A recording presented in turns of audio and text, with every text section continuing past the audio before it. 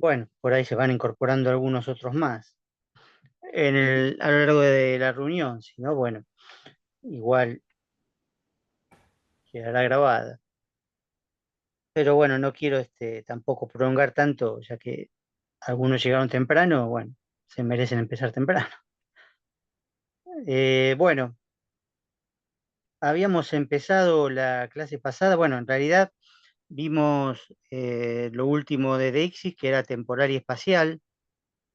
Eh, Esperen un segundito, sí, un segundito más.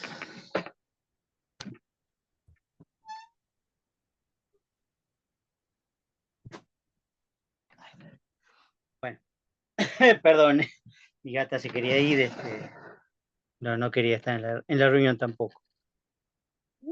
Bueno, en la clase pasada habíamos visto Deixis temporal y espacial, con las diferencias que vimos, que son bastante parecidas entre sí, para poder distinguir cuándo es una referencia díctica y cuándo no lo es, cuándo es absoluta o cotextual. Lo que habíamos quedado justamente, y se me ocurrió para poder ejemplificar esto, es ver un texto real completamente, y que, digamos, viéndolo ahí como ejemplo, poder repasarlo, digamos, y entenderlo un poco más, antes que pasar a polifonía o modalidades. O sea que hasta ahora hemos visto deixis personal, apelativos, subjetivemas, deixis espacial y deixis temporal. Esos son los temas que hasta ahora vimos de manera teórica con ejemplos. Y ahora, bueno, insisto, vamos a utilizar un texto que de todas maneras ya estaba subido en el campus, arriba de todo, pero ahora lo puse también en nuestra parte, la parte de abajo de todo, donde pongo las clases y donde pongo los links nuevos para unirse. Ya no anda más el link recurrente, entonces ahora les mando uno por semana. Y entonces, bueno, lo puse ahí también para que lo tengan. Y por ahí, junto con las clases o los links de las clases estas de hoy, les mando también este texto. Hay otro muy lindo también que se llama Violencia en el fútbol, que también está hecho por unas compañeras, que es muy bueno también. Es muy lindo para ver ciertas cosas, pero algunas cosas no vamos a llegar a ver, entonces, bueno, lo pueden ver tranquilamente y también desde ya toda la guía que hay para este tema, ¿no? Que todavía estamos en el tema 4 y seguramente no vamos a poder pasar al tema 5 como habíamos pensado, que no, ya no alcanzan las clases, faltan muy poco, faltan esta y dos más, si no calculo mal, y después ya está el parcial, ¿no? Ya viene el viernes 30, que es el último día del mes, y por lo tanto el parcial, y se termina el cuatrimestre. Así que llegaremos hasta ahí. Eh, Así que bueno, voy a empezar a compartir pantalla. Espero que lo puedan ver. Primero voy a explicar un poquito qué es el texto. Es un texto periodístico de la década del 90, escrito por un gran escritor Eugenio, que se llamaba Héctor Tizón. Está publicado en el diario Clarín y habla es una columna de opinión, digamos, ¿no? Una columna de opinión firmada con autor, pero recuerden que nosotros analizamos no al autor real, sino al enunciador. Yo les puedo dar algunos datos sobre el autor real, por lo que puedo conocer de otras fuentes, digamos, ¿no? Por el hecho de ser un escritor conocido, que además, bueno, por supuesto tenía una actividad pública, era juez en Jujuy, un gran escritor, pero ese es el autor.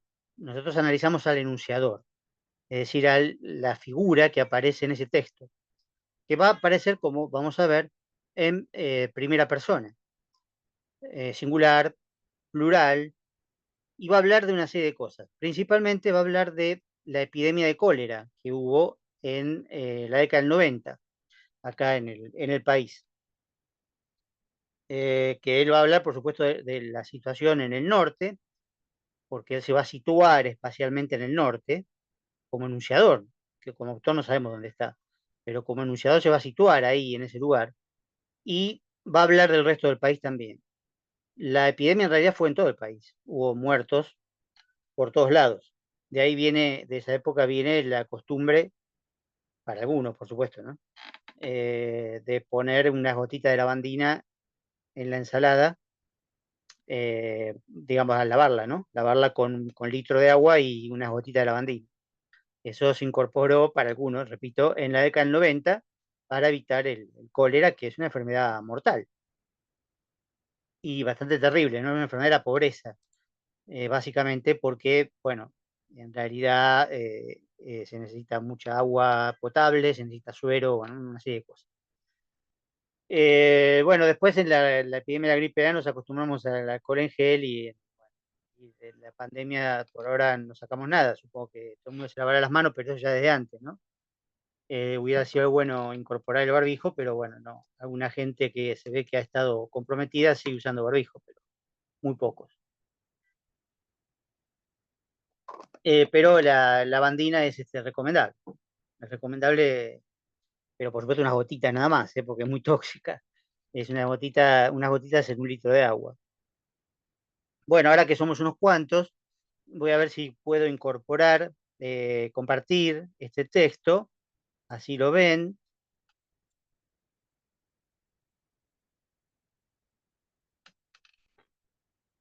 Ahora les va a aparecer el texto.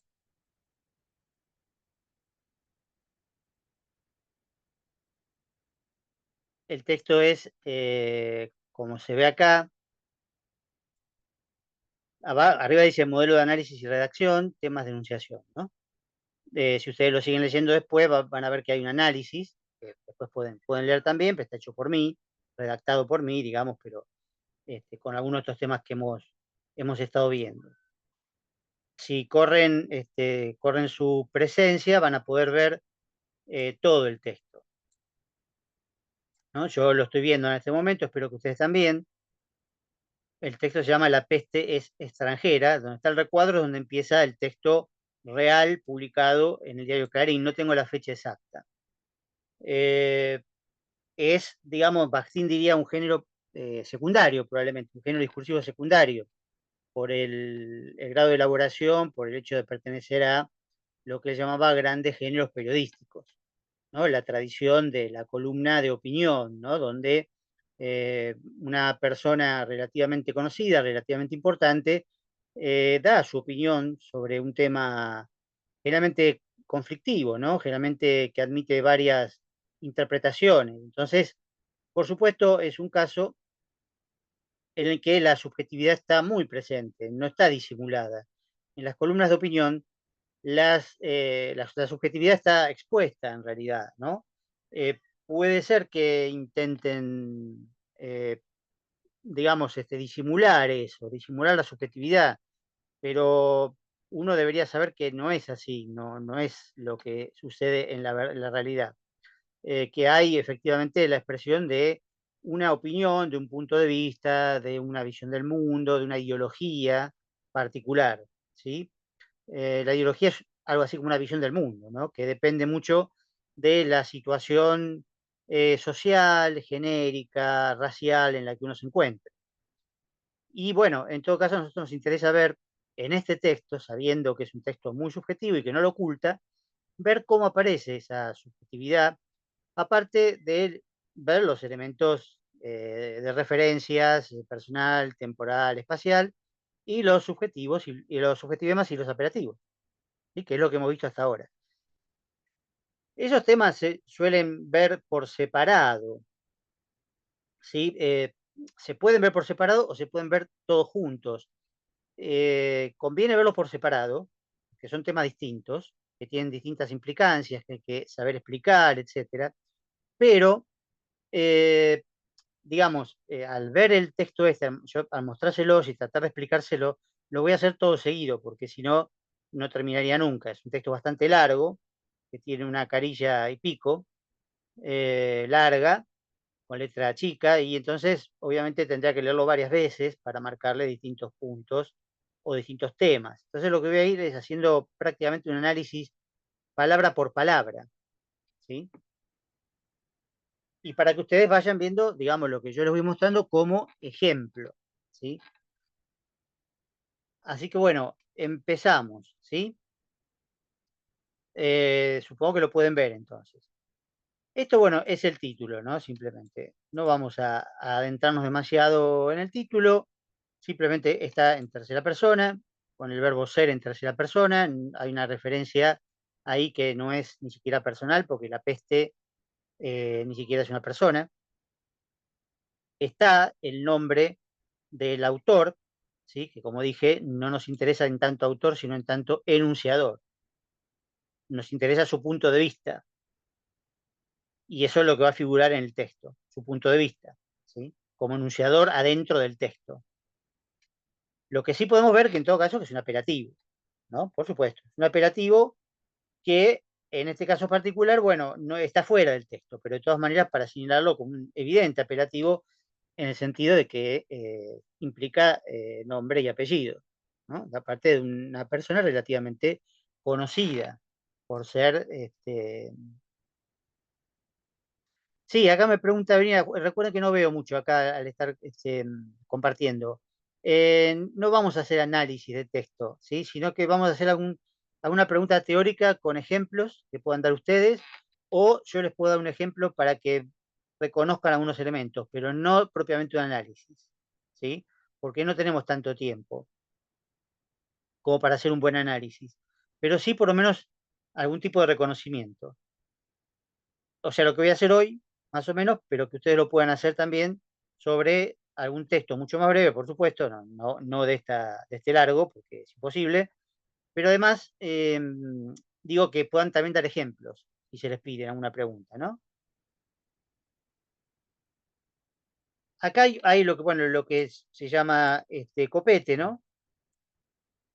Desde principios de año hay casi 600 casos de cólera registrados en Jujuy, ¿sí? Podemos analizarlo, ¿sí?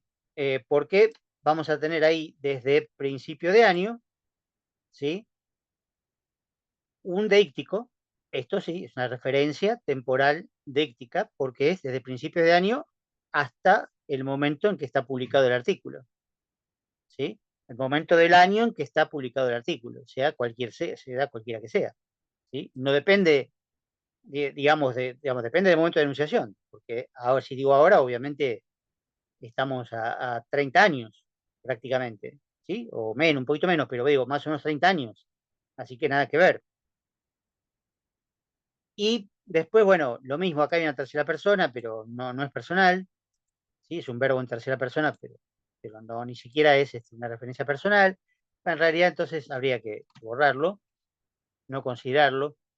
Algo interesante por ahí es casi, ¿no? Como subjetivema. Porque ¿cuánto es casi? Casi 600, ¿no? Si fuera 600 solo, ahí sería totalmente objetivo, 600. O si digo 584, o si digo 577, o si digo 555. Pero ¿cuánto es casi? Casi es un típico subjetivema, que está marcando una cantidad, ¿sí? Una aproximación a una cantidad. Pero ¿cuánto sería esa aproximación? ¿Sí? Es como cuando uno dice ya casi llego. ¿Y cuánto es casi? ¿Sí? ¿Qué sé yo? No sé, por ahí es casi es media hora y por ahí es casi 3 horas. No sé cuánto es casi llego. ¿Sí? Y esto es importante también, siempre teniendo en cuenta que esto ni siquiera lo escribe el propio autor, ¿no? El copete lo escribe siempre el editor, el jefe de sección, ¿no? En Jujuy es lo que llamábamos la clase pasada una referencia espacial absoluta, ¿sí? Porque es un lugar fijo, en Jujuy. No dice dónde está el enunciador o dónde está ese lugar con respecto al enunciador. Ni tampoco es contextual, o sea, no lo menciona el lugar con respecto a otro lugar mencionado antes. ¿Sí? Acá es simplemente en Jujuy. Por lo tanto, el enunciador podría estar en Jujuy, como después vamos a ver más adelante que aparece, o podría estar en Buenos Aires, podría estar en China, etcétera. Podría estar en Saturno, es lo mismo. ¿Sí? Los 600 casos de cólera, o casi, 600 casos de cólera están en Jujuy. ¿Sí? Así que eso es la referencia espacial, pero no de íctica, ¿sí? Sino absoluta. Bueno, después lo que está acá abajo, que es lo que sería la bajada, ¿no? Todo esto que está acá en bastardilla lo puse, eh, que tampoco en general lo hace el autor, también lo hace generalmente el editor, ¿no? Pero también se puede ver, porque son como resúmenes, ¿no? Un resumen más breve, otro resumen más largo del contenido del texto. Y acá hay algo importante para muchos, ¿sí? Muchos, ¿no? Eso es un típico subjetivema. ¿Qué sería muchos o pocos, ¿no? Una cantidad es objetiva, se podría chequear, se podría llegar a chequear, digamos, ¿no? Pero es importante como una máscara de objetividad, ¿no? Una cantidad. Pero decir muchos, bueno, digamos, ¿qué significa? Muchos, ¿cuántos son muchos? ¿5, 6, 1000, 10.000, 100.000, 800.000? Bueno, muchos, lo que es muchos para mí no es muchos para el otro. Lo que es poco para mí no es poco para el otro, o viceversa, ¿sí? Entonces, recuerden que todo lo que tenga que ver con cantidad, como casi, ¿sí? Suele ser subjetivo, cuando no hay una cantidad, por supuesto, numérica, ¿no? Bueno, dice la epidemia de cólera que azota desde el año pasado. Bueno, acá tenemos dos cosas interesantes, ¿sí? Esto es lo mismo, ¿no? Desde el año pasado, ojo que yo lo pongo todo en el mismo color, solamente para que resalte, porque hacer en distintos colores van a ver que no se puede por varias razones que vamos a ver después, ¿no? Perdón, acá me equivoqué, puse azota no lo incluí, no debería, es desde el año pasado quise poner, ¿sí? Desde el año pasado es también, por supuesto, una referencia temporal deíctica, porque el año pasado es el año anterior al que se escribe este texto, ¿sí? El año anterior al que está situado el enunciador que habla, escribe y publica este texto. Obviamente no tiene nada que ver con hoy, con el momento de hoy, con 2023. Repito, hace de esto casi 30 años. Por lo tanto, no se podría escribir eso, habría que poner el año o hacer otra referencia díctica si quiero, y decir, como he hecho recién, hace 30 años. ¿Sí? Esto fue hace 30 años, que sería 1993. ¿Sí? Hace 30 años es una referencia díctica. 1993, no, es una referencia absoluta. Pero acá el enunciador se sitúa en el año posterior a lo que está contando. Azota es interesante porque es un caso de los que yo les anuncié la otra vez respecto de la posibilidad de utilizar ciertos verbos en forma metafórica. ¿Sí? El azote es un golpe seco, ¿sí? Sobre todo de un látigo, ¿no? Pero también se puede azotar con la mano, ¿sí? Es un golpe, sobre todo. Y en ese sentido sería un subjetivema también, ¿no? La epidemia de cólera aparece como algo que golpea, y que golpea rápidamente, ¿sí? Como un chicotazo de un látigo. Esa es la idea que da el verbo, ¿sí? Por eso es interesante. Y bueno, para completar la primera oración, o sea, el primer enunciado, ¿no? Vamos a considerar enunciado entre puntos, ¿no? No como Bakhtin, ¿no? Porque recuerden que para Bakhtin toda la nota sería un enunciado, pero es incómodo. En ese sentido, bueno, tomemos que un enunciado es como una oración expresada de punto a punto. O sea, que está escrito, lo vemos de punto a punto. Y entonces dice, la epidemia de cólera que azota desde el año pasado el noroeste argentino, ¿sí? Y eso es exactamente igual que en Jujuy. Es una referencia espacial absoluta, porque es un lugar. El noroeste argentino es un lugar. Más o menos definido en realidad en términos de puntos cardinales, pero también son determinadas provincias, ¿no?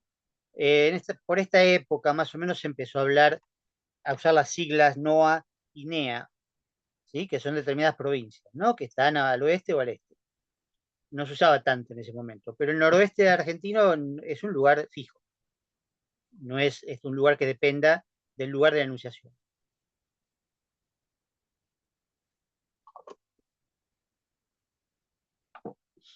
Y lo mismo otros países, ¿no? De eso también. Otros países, por supuesto, es una referencia también espacial, pero otros países se puede decir en cualquier circunstancia, no tiene nada que ver con el lugar del enunciador. El verbo llegar es interesante,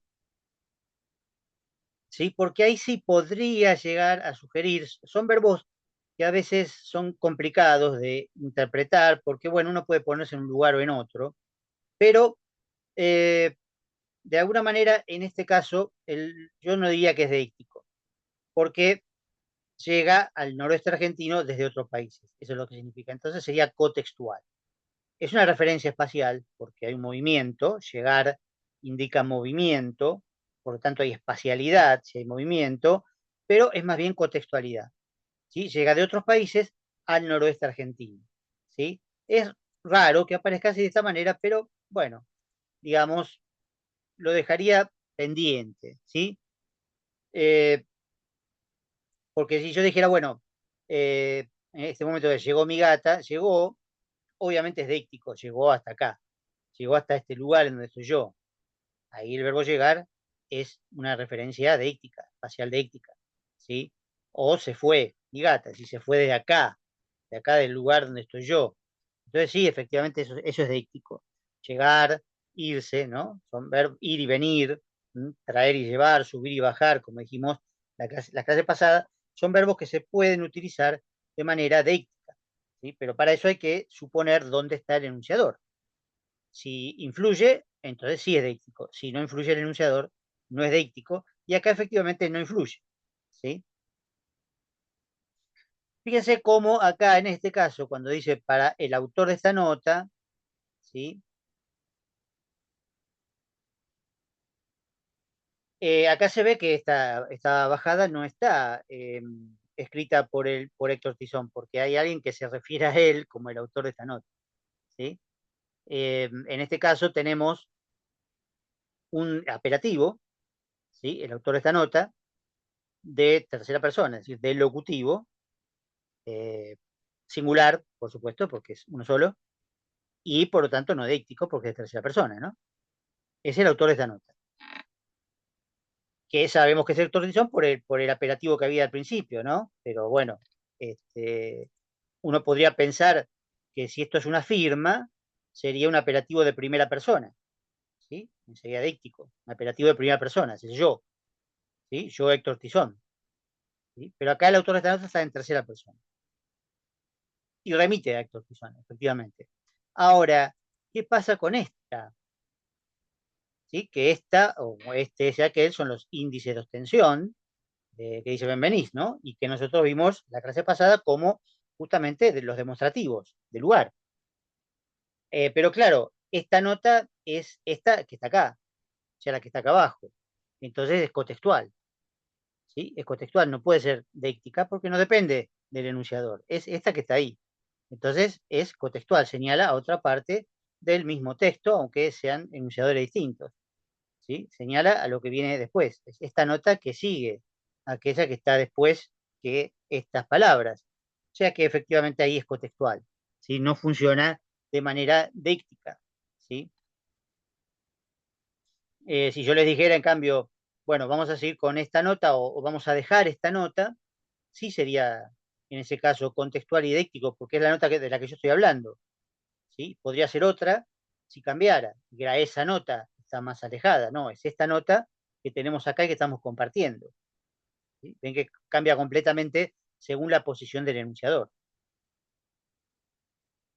Bueno, acá el resumen que da el que escribió el editor es, para el autor esta nota es un producto local, resultado inevitable de la pobreza y la desprotección de la gente. Ese es el resumen que hace, que no es muy acertado, digamos, el resumen que hace, porque justamente Tizón no va a decir que es exactamente un producto local, sino nacional, pero bueno, después lo vamos a ver, después lo vamos a ver. En ese sentido, podríamos considerar local como subjetivema, sería interesante, sobre todo leyendo todo el texto, ¿no? Para que lo entendamos mejor. No lo hemos hecho, pero siempre que uno tiene que analizar, tiene que leer todo un texto para analizar el sentido completo del texto, ¿no? Sí, eso desde ya. Esto es, en realidad es un fenómeno que ya vamos a ver quizás en la clase que viene, de polifonía, porque en realidad está atribuyendo el enunciador de todo este parrafito, en bastardilla, le está atribuyendo al autor de la nota algo que el autor de la nota puede ser que diga o no, pero en todo caso es un resumen. Y es un resumen bastante subjetivo, con las palabras de este otro enunciador, no con las palabras de Tizón. Entonces, toda esta parte nos remite a otra subjetividad, que es la de este enunciador que está al principio. ¿Sí? No es muy importante, no se preocupe tanto por eso, pero quiero indicarles, adelantarme un poco esto a la cuestión de polifonía para que entiendan cómo a veces se mencionan las palabras de otro de manera indirecta y que no pueden no ser las palabras de otro, pero se lo está atribuyendo, dice para el autor de esta nota. Después habría que ver si es así realmente, ¿sí? Porque quizás no lo sea. Y por eso cuando uno lee los títulos, los copetes y las bajadas, a veces cree que la nota dice una cosa y después la nota dice otra. ¿Sí? Eso es una forma de manipular lo que dice el autor muchas veces. ¿Sí? Muchas veces pasa eso en cualquier tipo de nota periodística, ¿no? Y está mal, no se hace, no se debería hacer así, pero se hace. En un texto científico, obviamente, no se permitiría. Si uno tiene que resumir un texto científico, tiene que decir exactamente lo que dice el texto, ¿sí? Pero no cambiarlo. Y acá un poquito lo está cambiando, ¿sí? Pero bueno, ya lo vamos a ver en todo caso después más adelante. Sí, vamos a ver que inevitable, desde ya es un subjetivema, porque, bueno, lo que es evitable y lo que es inevitable, desde ya depende del punto de vista, ¿sí? Porque algunos pueden decir es evitable, otros pueden decir no, es inevitable, etc. ¿Sí? Entonces, ahí este, tenemos subjetivos. Y después acá dos también bastante interesantes, que yo diría pobreza y desprotección, también son subjetivemas, sobre todo desprotección, porque la pobreza hasta cierto punto, bueno, hay formas de medirla, y por lo menos esa medición, aunque haya muchas formas de medir la pobreza, muchas formas distintas, que da completamente distinto, y hay países que bajan la pobreza midiéndola de otra manera, por ejemplo. Es muy astuto, digamos, pero bueno, hay países vecinos que no quiero nombrar que han hecho eso, ¿no? Bajaron la pobreza midiéndola de otra manera. Pero bueno, la noción de pobreza o riqueza podemos decir que incluye un subjetivema. ¿Sí? Es un subjetivema en cierto sentido, en la medida en que no esté fundamentado, medido, etc.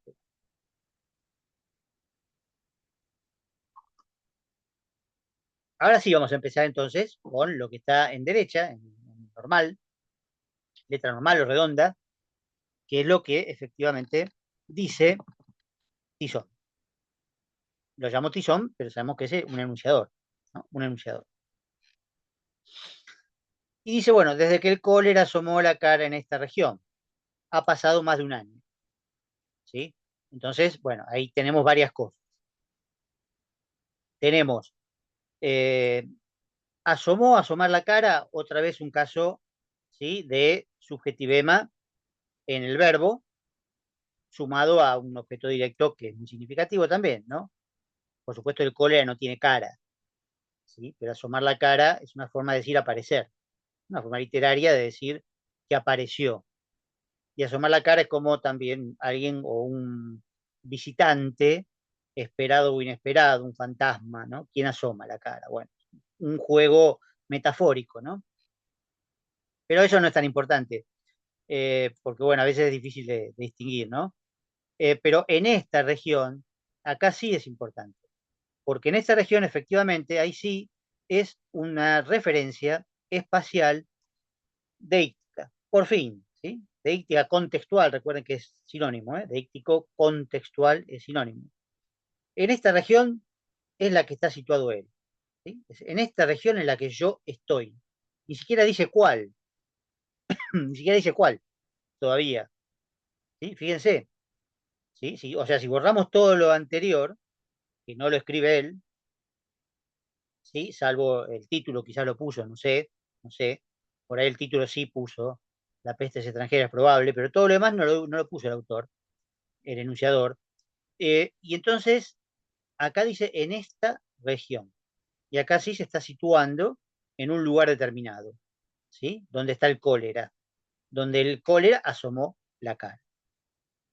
Eso es claramente, y yo por eso elegí este texto, en realidad hace tantos años, digamos, que lo vengo dando, lo elegí hace muchos años para analizar porque aparece la dixis espacial, es difícil encontrar textos con dixis espacial, y es muy interesante porque en este texto es muy importante la espacialidad, la distribución espacial de las cosas, de las situaciones, de los hechos, de los relatos, de lo que pasa.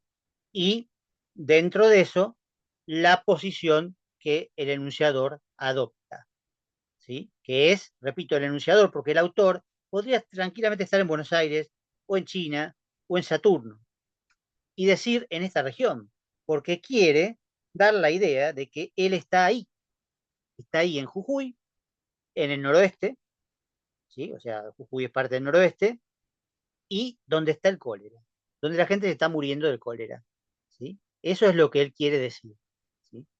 Es verdad, bueno, por supuesto, sí, es verdad, sí, yo puedo decirles, es verdad, porque sé que Topizón vivía en Jujuy, etcétera, etcétera. Eso, no, eso es aparte, eso se averigua aparte. En el texto lo que averiguamos es el enunciador, lo que analizamos es el enunciador. El autor real, repito, podría ser cualquiera, podría no ser Héctor Tizón, podría ser fulanito, no importa, y podría estar situado en cualquier lugar del mundo, ¿sí? Pero en realidad lo que está queriendo dar es la imagen de que está en ese lugar, en el epicentro de la enfermedad, donde la gente se está muriendo, con una enfermedad propia de la pobreza, ¿sí? Por eso, bueno, es interesante este texto, ¿no? Porque tiene mucha dexis y espacial encima, que no es fácil. Bueno, acá otra vez aparece este díctico, esta frase díctica, porque en realidad es una frase casi completa, digamos, ¿no? Es un enunciado, un mini enunciado, por decirlo así. Ha pasado más de un año, ¿sí? Eso, por supuesto, es una referencia temporal, díctica. Y lo mismo esta, desde el 1 de enero hasta hoy, ¿sí? Que es otra referencia díctica. Más breve, ¿no? Porque el cólera empezó antes, pero los muertos se pueden contar y se cuentan generalmente desde el año, digamos, ¿no? Podría contarlo también desde que apareció, pero él prefiere contarlo desde el 1 de enero. Y hoy, por supuesto, es la marca precisa de la enunciación, del tiempo de la enunciación. Hoy, el día en el cual escribo, ¿sí? El día en el que estoy escribiendo, ¿sí? Bueno, hay casi 600 casos registrados y un par de docenas de muertes. Bueno, acá ya habíamos visto casi antes, lo hemos visto subjetivema, y un par también, un par de docenas podría ser también un subjetivema, pero bueno, un par de docenas en realidad serían 24, ¿no? La forma en que lo dice es un poco ambigua, un poco laxa, pero para no decir 24 dice un par de docenas. Y después dice como antes, ahora, ¿no? Y esa imposición, esa contraposición que no lo es, ¿sí? También es importante, antes, ahora. Los dos son dícticos. Antes de anterioridad, justamente, y ahora de simultaneidad. Ahora es este momento. Antes ya está pasado. Pero igual es lo mismo, porque dice cómo. Como antes. Ahora el gobierno demuestra sus buenos sentimientos, tratando, se está por cortar y seguimos en la segunda parte, ¿sí? Eh, el gobierno, ¿sí? Acá con mayúscula, todavía no sabemos si es nacional o provincial, no lo especifica en este caso, pero bueno, después vamos a ver que en realidad se refiere al gobierno nacional. El gobierno puede ser un apelativo, ¿sí? Porque es un conjunto de personas, solo que es un colectivo, digamos, no es un sustantivo colectivo, por eso el verbo está en singular. Entonces, en todo caso, está en tercera persona, desde ya singular, pero sabiendo que se trata de un grupo de personas, ¿no? Porque